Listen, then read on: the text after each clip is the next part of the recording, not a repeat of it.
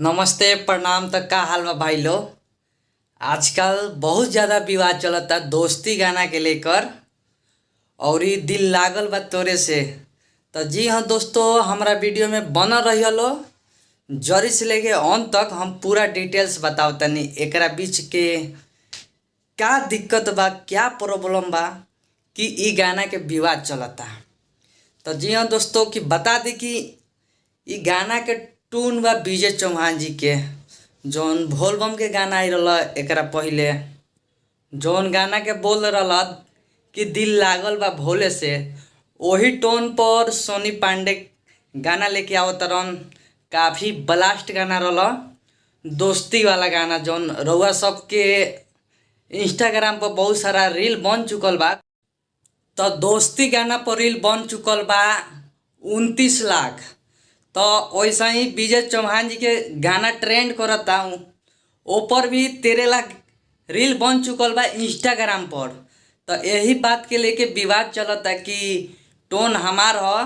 तो वही बीच ई गाना पर विवाद छिड़ गई कि अरे भाई ई तो हमार गाना हो, हमार गाना चलबे ना कइल, वही टोन पर दोस्ती गाना चलता। यही के वजह से ई विवाद बहुत ज़्यादा बढ़ गई और इस सनी पांडे गुस्सा में आके बहुत कुछ बोलन। एक के वजह से विजय चौहान गाना के यूट्यूब से स्ट्राइक दे के डिलीट करवा देलन। अगर वह सनी पांडे अगर अच्छा से पेश आई रहतन तो ये गाना डिलीट ना भरे थे यूट्यूब से। और विजय चौहान वैसा आदमी ना हुन भाई कि एक छोटा कलाकार उभरते कलाकार के ऐसा कर सकता रन। एक तरफ दोस्ती जिंदाबाद बा तो एक तरफ विजय चौहान जिंदाबाद बा। तो जी हाँ दोस्तों, आप लोग बता दी कि रउआ सनी पांडे के फैन बानी कि विजय चौहान के, कमेंट में ज़रूर बताई। ऐसा ही वीडियो लेके आवते रहें। अपना भोजपुरी में तो कंट्रोवर्सी हमेशा चलते रहेला, आज चलते रही भाई लोग, घबराइला कोनो दिक्कत नहीं है। आगे भी हम वीडियो लेके आएम।